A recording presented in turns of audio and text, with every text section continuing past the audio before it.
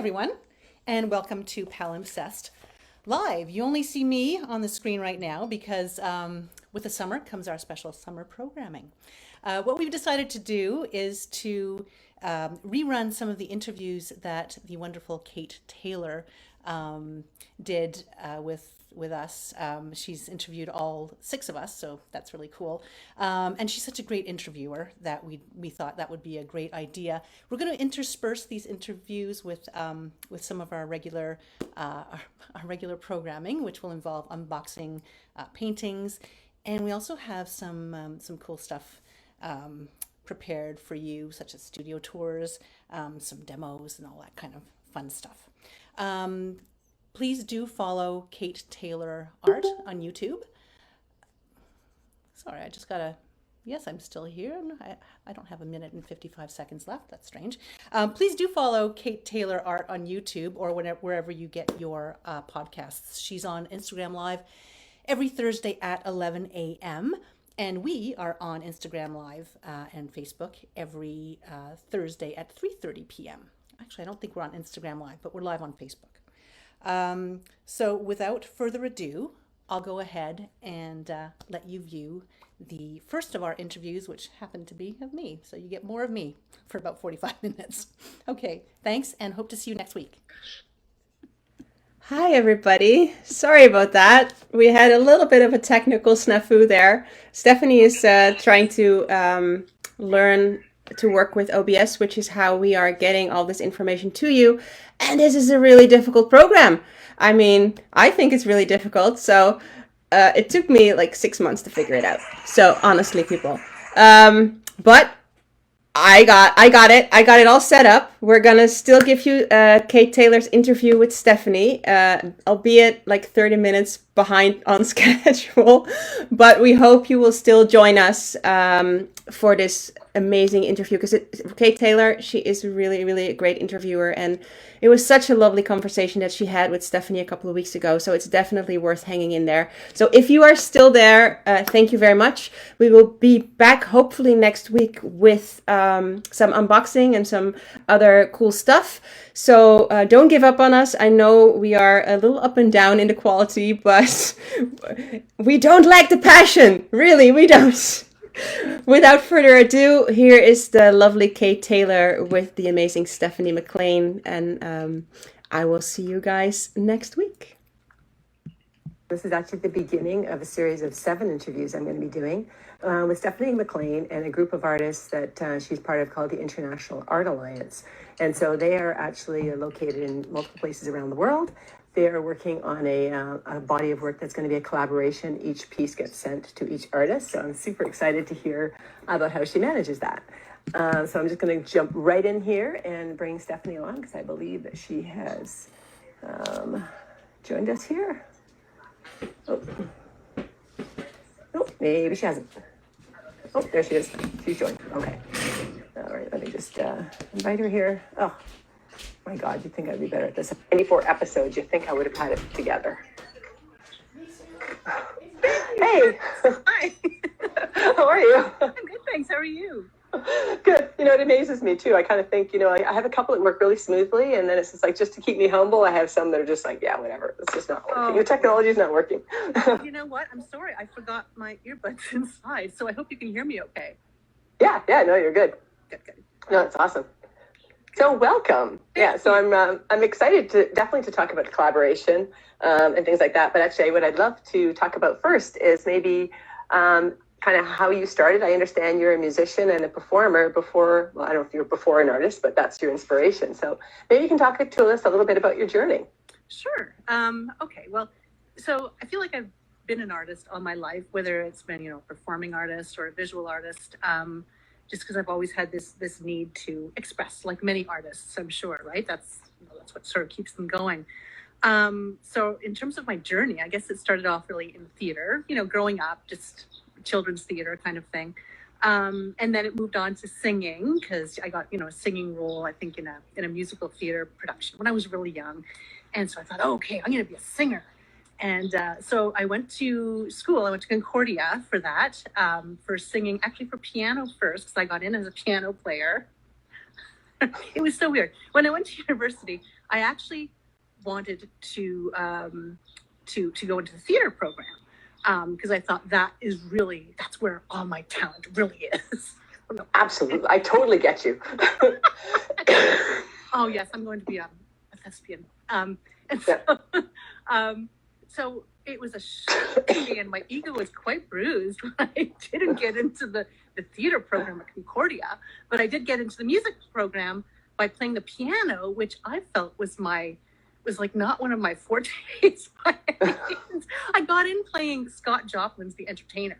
Mind you, I played it well because I had played it for so many years.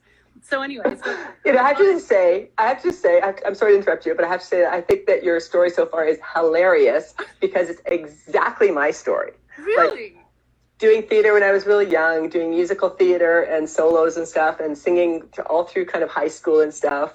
I don't actually read music, so the only song I can actually play on the piano is Scott Joplin's The Entertainer.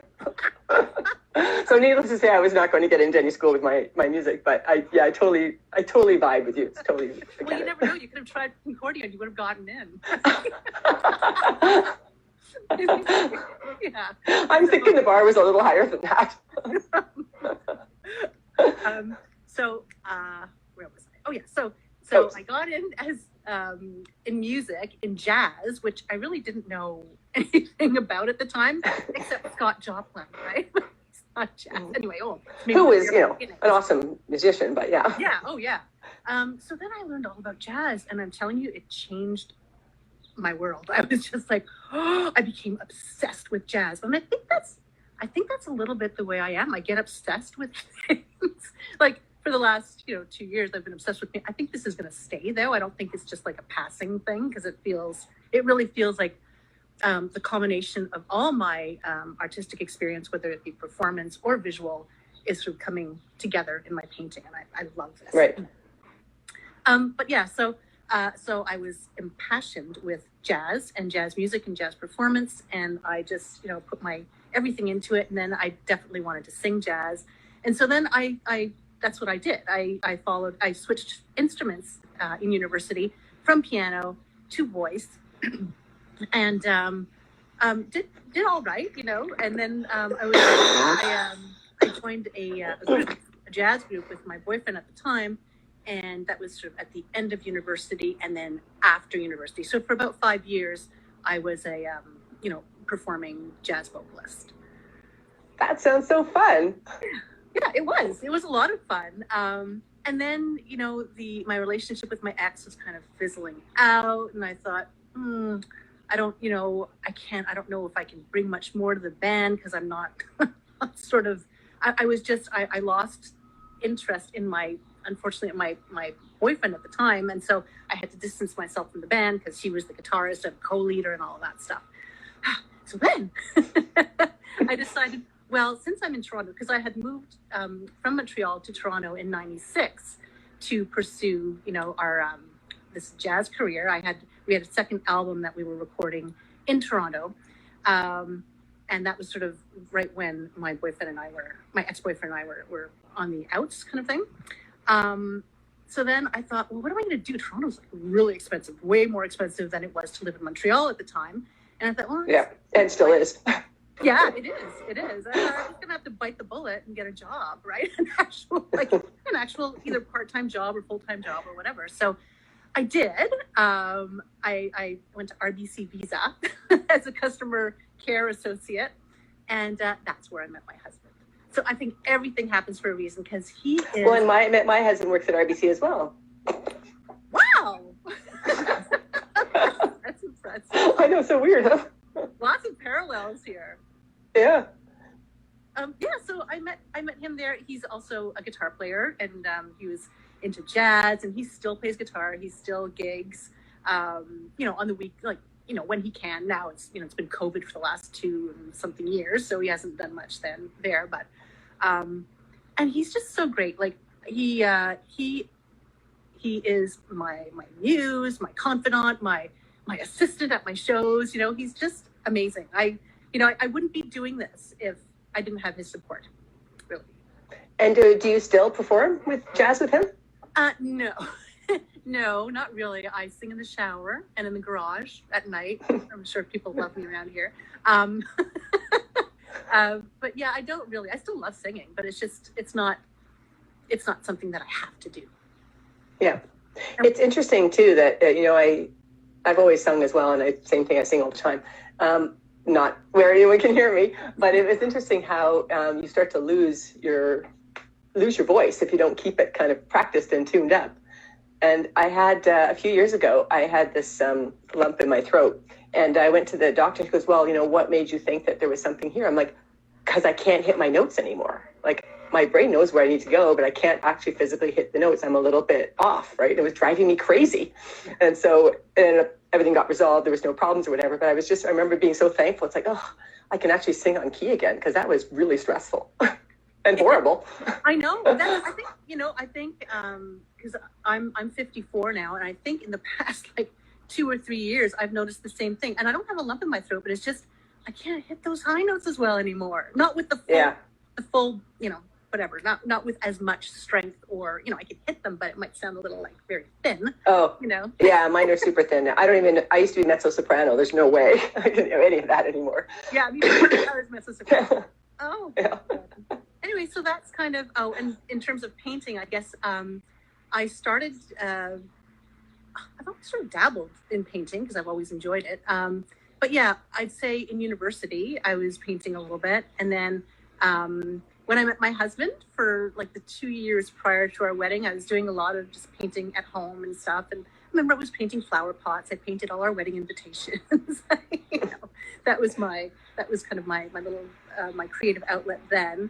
And I loved it. I remember at that time thinking like, oh, I just wish I could only do this, like just do this forever.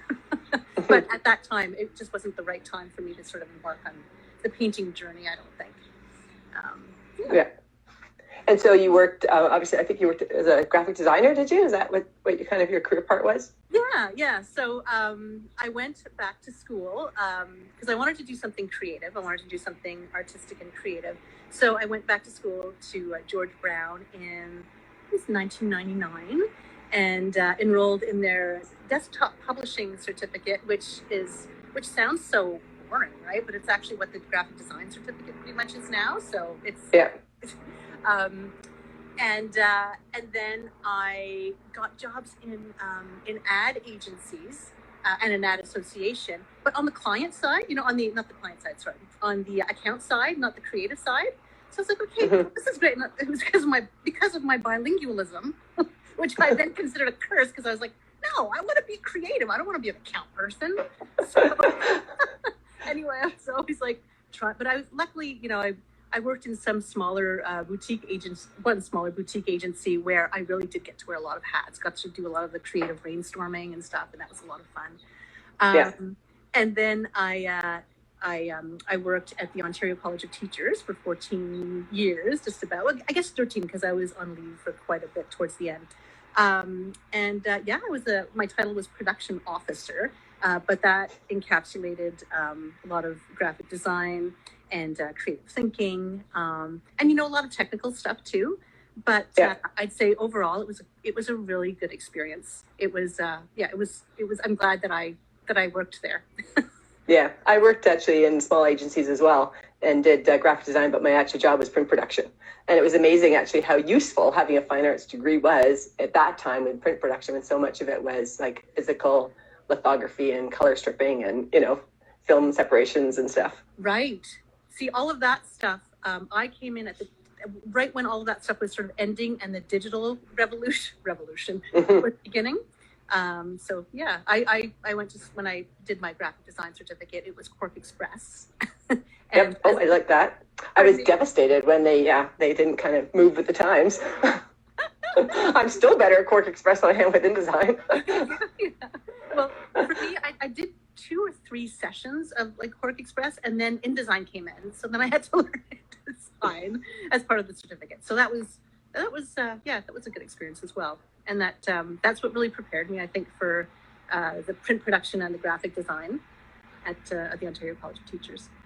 It's interesting though. So how many times just within your journey, you're like, I wanted to do this, but then life took me that way. I wanted to do this, but life took me that way. And it's kind of cool that you ended up being a place where you obviously, really want to be through these weird, strange kind of decisions. It's true. You're absolutely right. Yeah, no, I've nothing that I would rather be doing right now than what I do. So, yeah. And sorry, I'll let you guide the conversation. I was going to move on. No, you please. I don't really guide the conversation. I just chat. It's very informal. Well, so I think I mentioned that I was let go in January 2021, and I thought, okay, what am I going to do? But I didn't really think that, because I thought, okay, no, this is a good opportunity for me to try to do art full time, and so I embarked on that journey, and I thought, well, but how am I going to sell my art, right? Like I have no idea, and it's COVID. Like, what am I going to do? So I enrolled in this course on how to sell your art online. There were tons of them at the time, right? Yeah. And met this amazing group of people. There were more people in the class. I think there were 11 of us. But at the end of the course, I thought, like, I feel a real connection to these people. I don't want to say goodbye. I want to actually work with these people. And so I asked them, like, would you guys be interested in doing a group show? So that was, the original idea was a group show. And Denise, right away, she's like, yeah, that'd be awesome. Let's do it. Like, yes. Yeah, she's awesome. She is. She's fantastic. And so then we met quite a few times weekly, via Zoom, and decided, like, well, a group show is a great idea, but we have to have like some kind of project. We have to have some kind of, theme that is woven throughout. And so, we came up, it might have been Denise who came up with the idea of Palimpsest, which is basically a document that has several layers, or on which several people have worked, but that still shows visible traces of those previous layers or marks. So yeah, that's cool. That sounds really cool. How are we going to do this? Cheryl's in Australia, Lara's in the UK. Oh my gosh, this is going to be crazy. And so, again, Denise, smart woman, said, I think we should have a pilot project. And we were all like, yes, we should have a pilot project. So she said, so let's do our project, but on a much smaller scale. So that's what we're in the process of doing now, which is sending these 5x7 wooden panels around the world. And each artist, so again, there are 7 of us, starts his or her own painting and then sends it to the next artist in the queue. A queue which, again, Denise created. A queue, not a queue, but a list that Denise created. So, or an order rather. So that's what we're in the process of doing, and we're almost done. So none of our pieces have all 7 layers yet, but I think one has 5. So we're in the midst of wrapping it up and talking about the next phase of our project, which will be. So you have 7 pieces that are actually in transit at all the time. So each person started one, and each one is moving.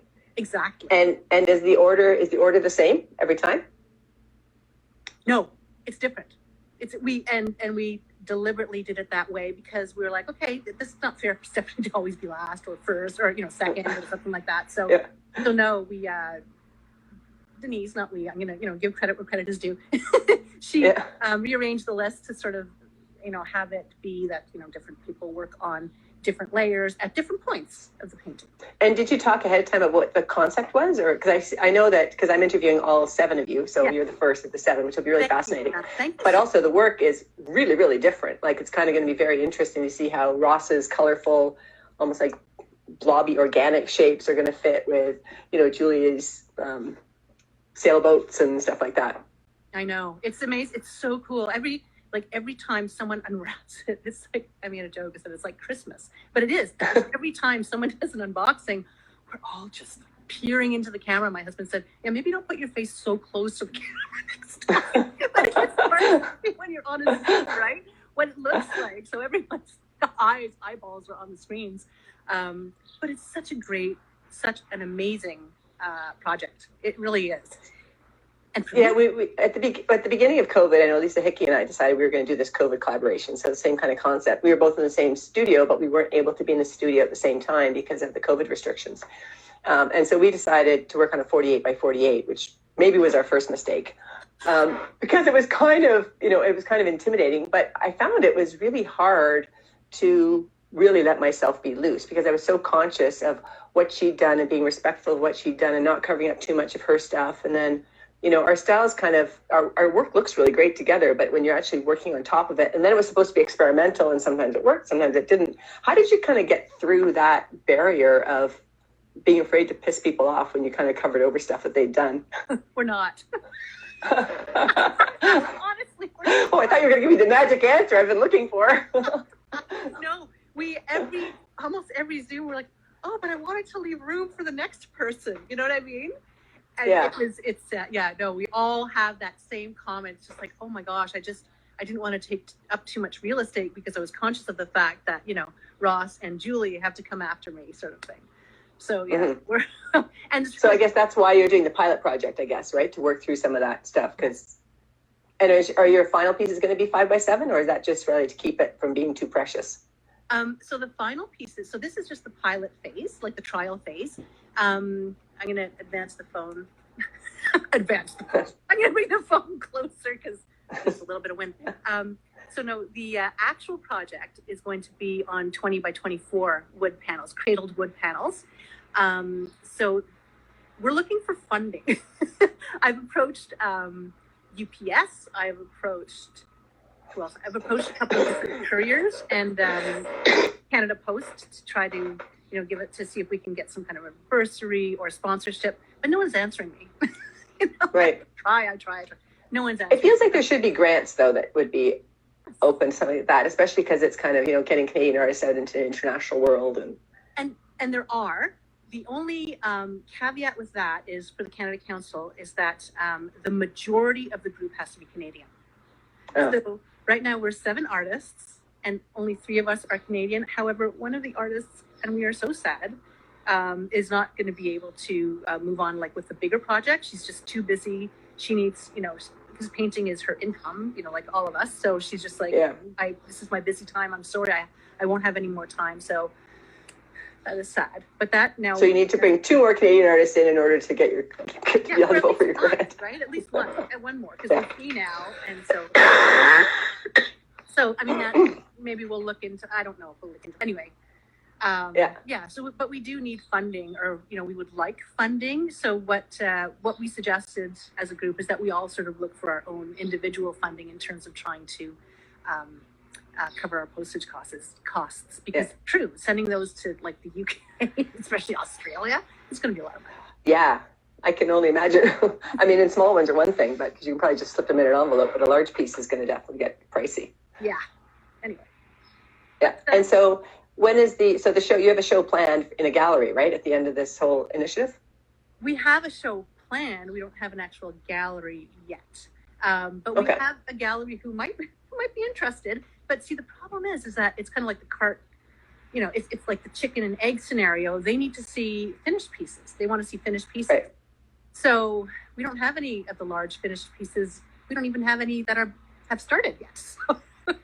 Right. So, and I guess the risk is that they could be awesome or they could be horrible. I mean, I'm sure they're not, but in terms of a gallery, to try and figure out how do you sell it, how do you position it, how do you sort of take that retail space for that period of time. So I completely understand where the gallery is coming from. Like absolutely, right?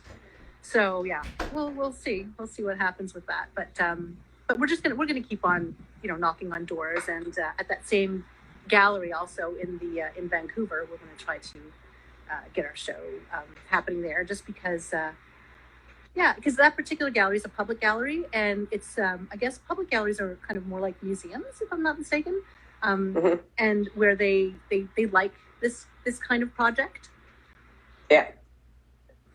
Well, it sounds like the way your life has gone so far, something will just kind of happen for you, so it'll be awesome. I hope so. I think so. Yeah, that would be great. Sorry? Oh, I was going to say another thing that's so amazing about this group for me as an emerging artist, because I am really an emerging artist, is that I have like 6 mentors. It's fantastic. And they're so nice and so generous with their knowledge and their time. And so, yeah, I'm in a great situation. Oh, that's awesome. I think that's great. I love kind of collaboration and, that whole rising tide floats all boats, which I always quote. But I do think that that's really helpful for organizations and for people and for kind of just to be able to kind of, I don't know, have a network that you can rely on that can help you out when you need it. Yeah, I completely agree. Yeah. And I'm there for them too, like in any way I can be. Well, I think different people offer different things in a relationship, right? Like, I mean, just because you're an emerging artist and they're maybe more established doesn't mean you've got other experiences and life experiences that you bring to the table, right? Yeah. And some of it is just the support, I think, of being able to say, yeah, you can do it. And I think the other valuable thing I always find with being surrounded by a group of other artists that you have a close, trusting relationship with is you have the ability to get that really good, solid critique from someone when you're struggling with your own work. And they can be honest, but not painful. And specific enough that you can actually use that information to kind of move your piece along. Absolutely. I completely agree. Like one piece of advice that I was given by Denise and Denise's husband, actually, because I went to see her at the Artist Project where I saw you as well. Yeah. He said, Denise and I were talking and we think you should go bigger. And I thought, yeah, you're right. You're absolutely right. I should go bigger. Why am I confining myself to 16 by 20 or, even 24 by 24? Go big home. Well, I think some of it's a process, right? Like, because I remember painting my first 24 by 36 and it was just like horrifying. It was so huge, right? And, now it's like, oh, I have a hard time being that small now sometimes. It's like, it just changes as you do more and as you get more experienced and as your brushstrokes change depending on what you're working on. Yes. And I agree with you. It's actually much easier for me to work larger than it is for me to work small. So I'm glad that I was given that advice. For me, it's that in-between size I have a hard time with. Large I'm good with, like 36 by 36 plus, or the small little 6 by 6 or whatever. It's that in-between sizes I seem to struggle with. Oh, I love your art, by the way. I love it's beautiful. It looks like it's raining stars in back of you. It looks like there's a star shower there. Yeah. Really this one actually has such great wood grain, so it does. I haven't covered a lot of this one because the wood grain is awesome. I can see the wood grain. It looks great. Yeah. Thanks. Again, I'll try not to get too close to the camera. Okay, that's weird. And so you primarily do musicians and jazz. I think I see a lot of jazz musicians and like Ella Fitzgerald and as your muse and stuff. Is that something you think you're going to continue with, or you just are still kind of playing with it until it's exhausted, or? No, I don't think I'm going to continue with that. No, I'm saying that because I've actually started a painting, which is going to spur a new series for me. It's going to sound really hippy dippy, but but I like astrology. I'm into astrology, and I like the occult, and I like the divination. I like all that stuff. To me, it's a big mystery, and it's really cool when it actually. When they actually, predict the correct things. Anyway, but so I'm doing paintings, a series, actually 4 paintings, sort of based on the different elements of astrology. Water, fire, air, and earth. And oh, cool! And so, what's your sign then? I have to ask what your sign is now. Pardon me? What's your sign then? Oh, Cancer. I'm a water sign. Cancer. Yeah. Yeah, I'm an Aquarius. My sister and my dad are both Cancer, very homebodies. Oh yes. Very homebody. Yeah. My mom's an Aquarius and my son's an Aquarius. That's funny. I do find it interesting. I remember years ago there was like, when they were sort of matching your astrology sign to your best love sign or whatever, right? And I remember kind of reading through it and it's like, oh, Aquarius and Taurus are one of the worst matches in the astrological universe, and my husband is a Taurus. So, but I'm like, oh, we've been married for over 30 years, so I guess we're good. Yeah, I mean, a lot of it is bullshit. A lot of it is BS, right? A lot of it is just like, whatever, in terms of the compatible signs, I don't know that that's true, because I don't know. They say that Cancers and Scorpios are really well matched, and my husband is a Scorpio, and it's true, we're really well matched. But then I have friends who are different signs, and we are like really good friends. So, yeah. I have tons of. It's interesting too because I have tons of Scorpios around me as well. But then there are other signs that I just don't think I know. I know hardly anybody of that sign. Right. So it's kind of so there must be something to kind of attraction in terms of the types of personalities that you're kind of attracted to, and maybe they fit something that's missing within your own kind of personality or needs or whatever. They complete you. Yes. Anyway, so that's my new hippy dippy series. I think you need to talk about it a little bit more seriously than that, Stephanie. Okay, all right. Smile. I'm just kidding. Yeah. Well, that sounds like fun, though. Yeah, it is fun. It is fun. It's and I love faces. That's the main thing. So I love jazz. I love music, and I will still probably do other, jazz musicians. But right now, I'm sort of fixated on this series that I want to do, and I really, what I really love painting is, as I said, faces. I just find they hold so much, and eyes. I love painting. I just they draw me in. Portraits draw me in. Painted portraits draw me in. Yeah. And portraits that like that aren't realism necessarily. I have a lot of respect for realism, a lot of respect. I prefer portraits that have more expression, in terms of. Mm-hmm. Yeah, no, I get you. I'm a bit like that too. And every once in a while, I've told this story before, but about a couple of years ago, I thought, well, maybe I should just make sure I can actually still paint realistically, because, I always do abstract and stuff like that. And, did a bit of stuff.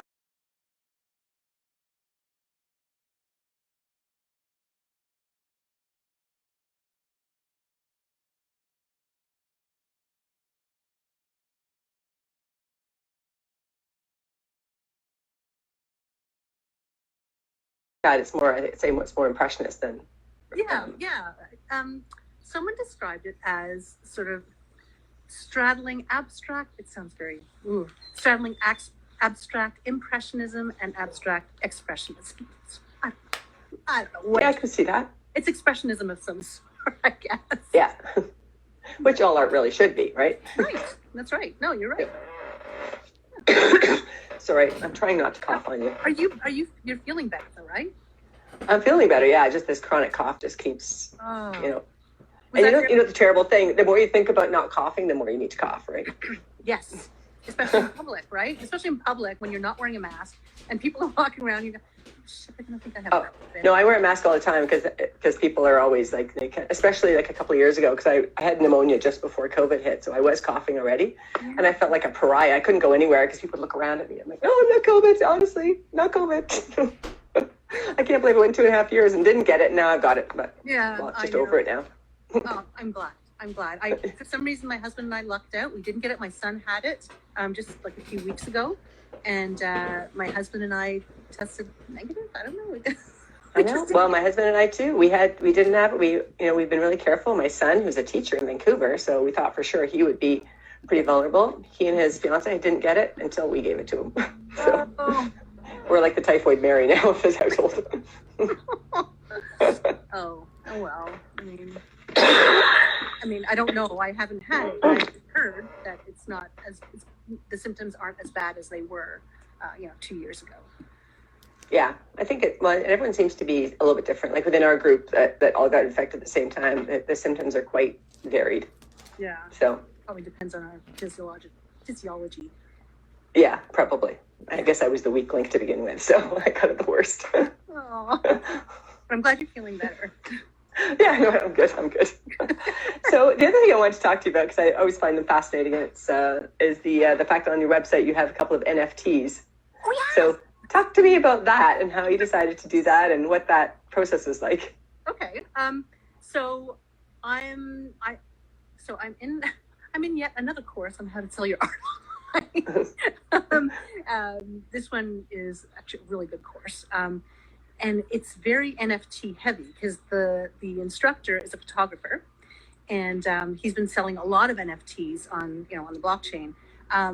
So I thought, you know what, I want to do an NFT with one of my musicians, right? Have them play the bass and have a soundtrack with the bass line going, kind of thing.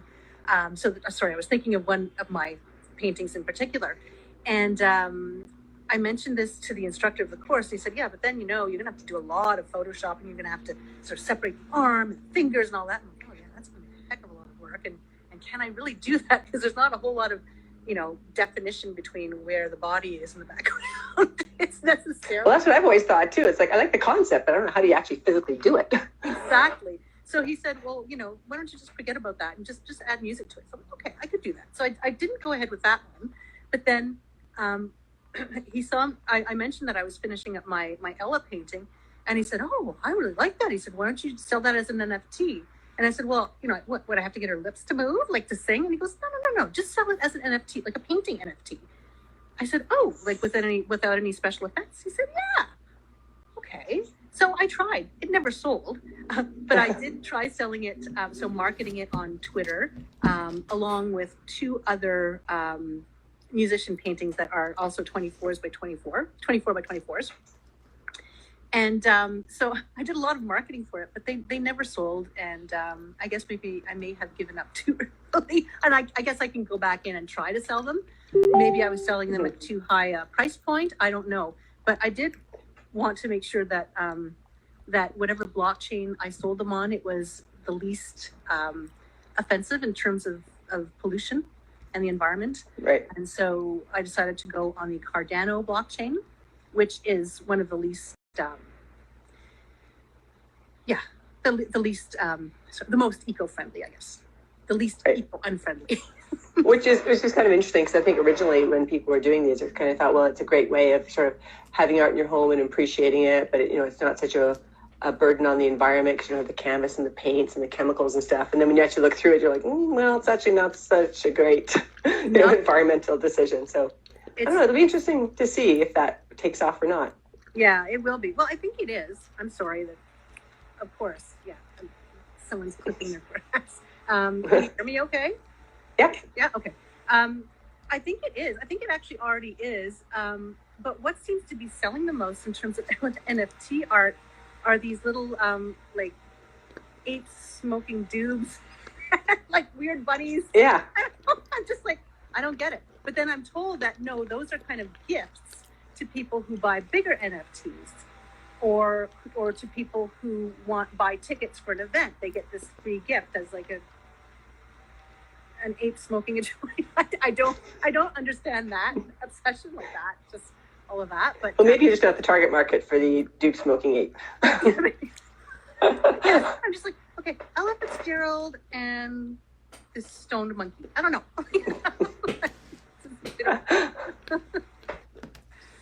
So that's, well, it'll be interesting to see where it goes, because I think you're right. Whenever there's a brand new transition in terms of the technology within any art form, it's going to take a while for people to kind of wrap their head around it and figure out how to use it and how to appreciate it. And I don't know. I think one of the challenges is that people still like to own stuff, and they like to own things they can touch, and that still is going to be a bit of a barrier.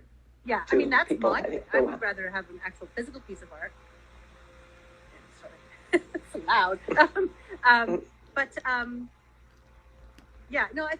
think the NFT thing is going to be. I think the NFT thing is going to be around for a while, just because a lot of artists are really into it. Like not a lot of artists that I know in Canada, but artists that are part of that course that I'm in. Most of them are into the NFTs. Well, I think it makes sense to sort of at least explore it, right? I mean, to sort of just write it off out of hand is probably not a great idea. I think you just have to figure out how you're going to incorporate your own work into an NFT that feels still authentic to your own brand and style. Right. But also how you can make it work that's not going to suck up all of your time for something that's still very, very bleeding edge, which means it's going to take years for the general public, I think, to be comfortable with buying an NFT. Yeah, I think you're right. And so what I've learned is that people want NFTs for their metaverse, so they can buy like pieces of property, and the whole world, apparently, this is like freaky to me. The whole world has a parallel metaverse, so people are buying like land in the metaverse. I'm just like, wow, this concept blows me away. And they have their own living room in the metaverse for which they want art. And they want NFT art, they want digital art. I'm just like, that's the original. So those are their original pieces. Yes. But I mean, that's I don't know. I think it's well, I guess when you can get to the point maybe where people have more virtual reality, that also makes more sense to me. Like you could actually put your virtual reality headset on, you can walk through your house in the metaverse, you can actually experience the art, you can kind of see it in a much more immersive way. I guess feels to me more of an authentic experience than kind of looking at it on a computer screen. But yes, maybe that's just because I'm No, I think you're right, and that's what it's all about. Like that's what I'm told it's all about. Is that people want it for their metaverse living rooms. Well, cool. That's another thing on my list of things to do. That I tried one because I was part of a Superfine show where they kind of said, hey, we're doing NFTs, or we're going to, if you want to try something. So I'm like, sure, I'll try it, because it's kind of, so I had one of my Horizon pieces where the water was kind of moving and shifting and stuff, but I don't know what happened to it. I didn't really do anything with it, didn't look at it. I don't know if they were able to, I guess, encrypt it or whatever they had to do with it to make sure that it's not repeatable or stealable. They registered on the blockchain. But so Right. then you had some augmented reality going on. Yeah. Cool, because that's what I'd like to do with this series as well. That's Yeah. kind of what I'm intending to do with this series. Oh, that's cool. So did you do the augmented reality yourself? I did. I mean, it was pretty basic because, it was, because that was, and that, it's also that particular style was actually handy because it's got a very sharp horizon line with the gold foil and then all the kind of water underneath. So I just thought it would be kind of cool to be able to have that water move. So it has kind of that energy. Yeah. So I think there's something there. I just, of course, on the super long to-do list after I figured out if I want to do prints or not comes the NFTs. Right. Yeah, no, that's... And maybe delivering the commissions I'm actually committed to already doing, but I haven't done yet. Right.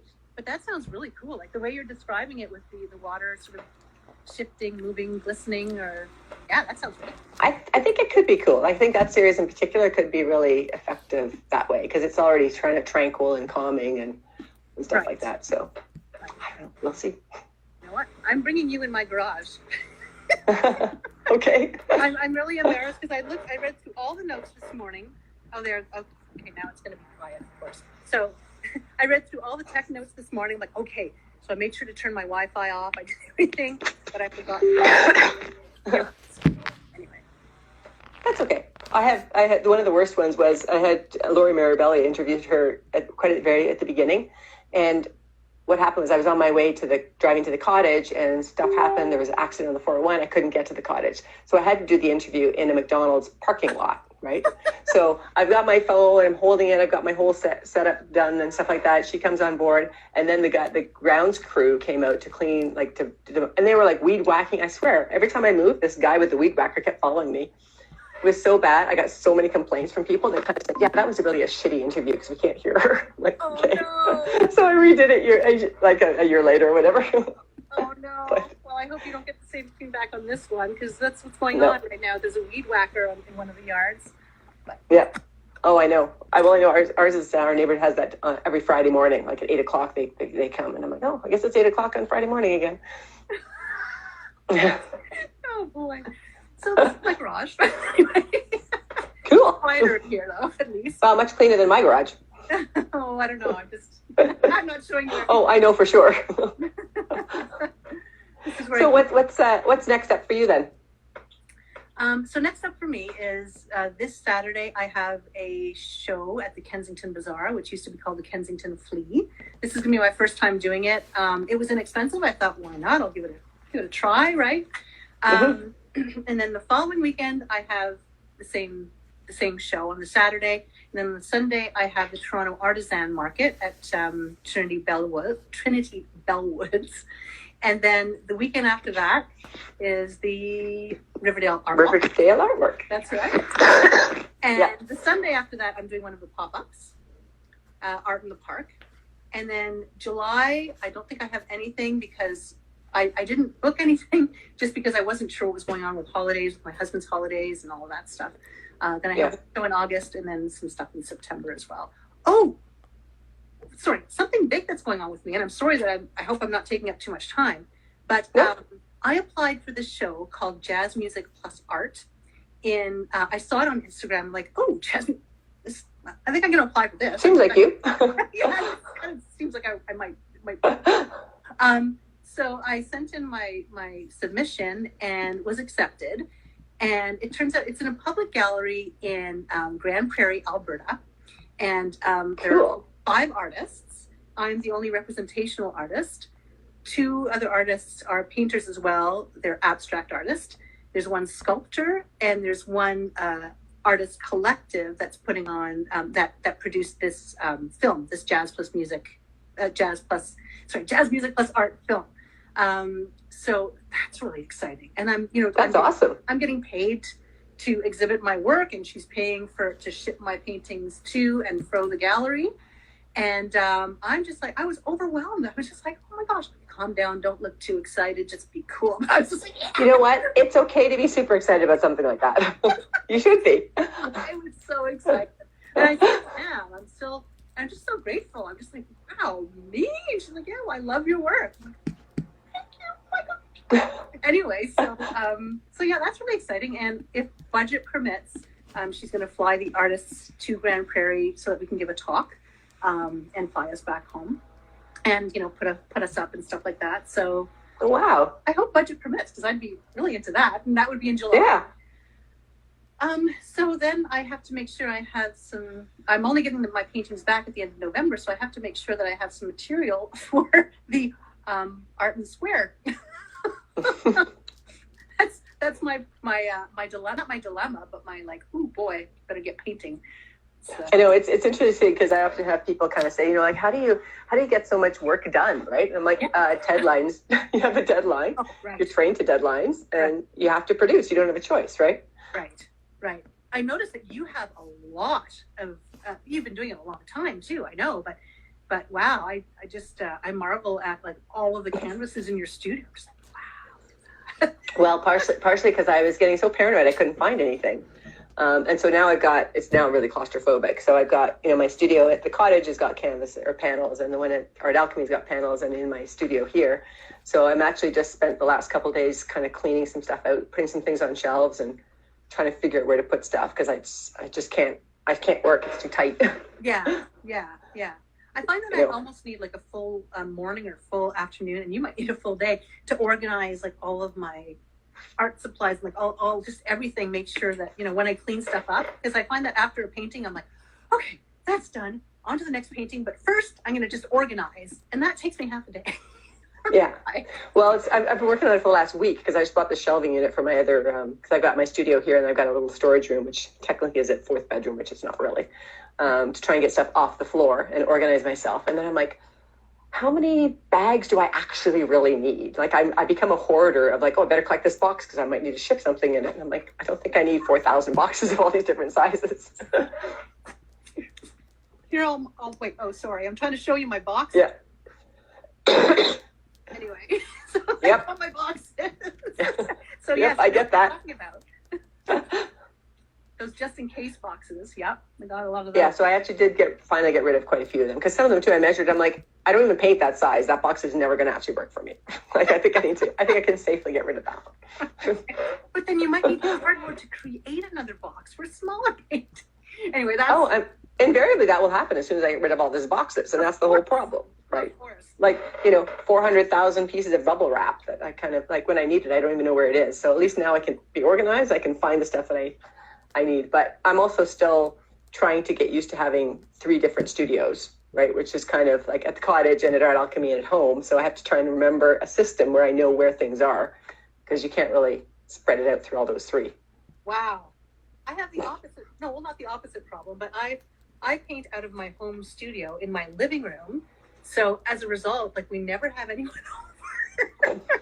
We haven't had anyone over in about a year. No, longer than that. Ever since I've had my studio in my living room.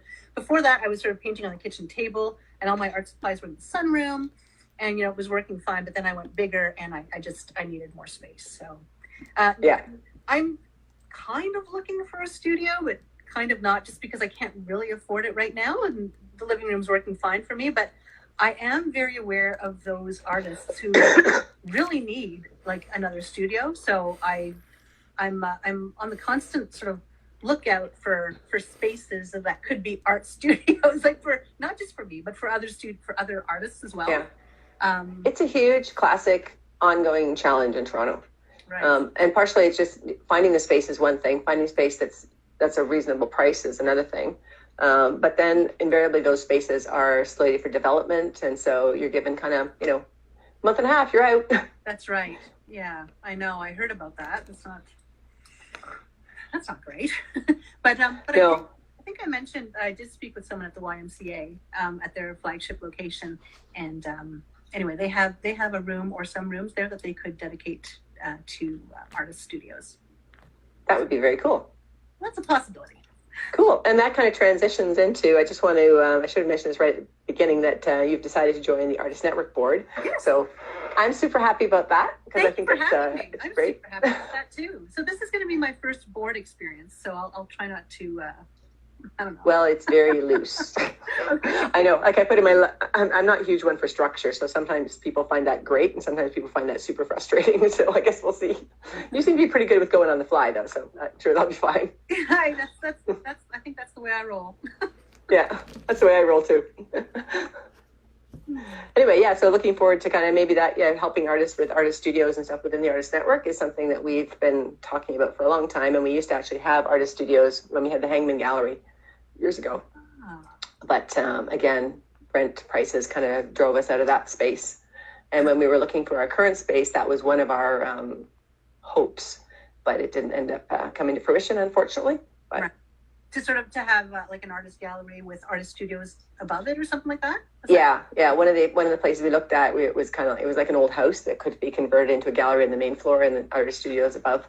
But the location was such that it wasn't really conducive for an art gallery. Okay. So anyway, I mean, I love our little Leslie Grove gallery space. So do I. It's so charming. It really is really charming. I was just talking to my husband. I'm like, I think I'm gonna try to see if I can get a solo show there for my new series next year. I was like, yeah, Oh, that'd be cool. fun. Yeah. Yeah, it's fun to do that and to work towards something like that. Yeah, Yeah. I need that, because otherwise I'm just like, oh, I don't know, maybe I'll do this, maybe I'll do that. No, I need something to work towards. I'm not like a very goal oriented person. Believe it, like, except for that. But I'm not good at planning my life. Like, I'm not good at planning my career, because I never know what's going to happen from one day to the next, right? Yeah. So it's like, yeah, I'd love to right now just be able to sell my art and survive on that. But unfortunately, right now, I do need to pick up the occasional graphic design contract. It's what's going to help me do my art. So, Well, and that's the way it works, I think. It's a transition, right? I mean, yeah, I think so. anyway, believe it or not, we're actually out of time. Okay. But it has been wonderful chatting with you, and I really look forward to talking to Laura, Rose, Cheryl, Julie, Ross, and Denise again. I've already interviewed Denise once before, but Yes. she's always fun. Yeah, they're great. This was a lot of fun. Thanks so much for having me. It was. Yeah, no, it's been great. It's been good to get to know you better, since we'll be spending a lot of time together on the board. That's right. But also just it's kind of it was just sort of interesting. This kind of like these parallels were sort of just pretty wild. Yeah, I agree. It's neat. Yeah. Yeah. Okay, well, have a fabulous day, and this will be posted on my Instagram page, and I will also put it on Facebook and eventually on my podcast whenever I can find the time to do that. Yeah. I don't know how you do everything you do, but Well, I don't. That's the problem. Anyway, thank you very much, Kate. Thank you so much. We'll talk to you later. Okay, bye-bye. Yeah, bye. So thank you so much, you guys. That was awesome. And a big, big thank you. Oh, there should be. Why are you not seeing me? You are not seeing me. For some reason, I have a blank screen. I don't know why. There we go. Sorry, guys. I was going to talk to you a little bit after. Thank you so much to the lovely Kate Taylor for her amazing interview with Stephanie. Next week we will be back with our regular scheduled programming on our regular time. Again, we apologize for all the technical snafus that happened today. We are very grateful for those of you who hung in there and who are still like having faith in us. We promise that we are still figuring it out, but the technical side of things is not our strong suit. We are all better with a paintbrush and some paints. So next week we will be probably, hopefully, if the postal services agree with us, having a new painting to open. In the meantime, if you have any questions for any of us or for the lovely Kate Taylor, please post them in the comments. And we are looking forward to seeing you guys next week. Bye.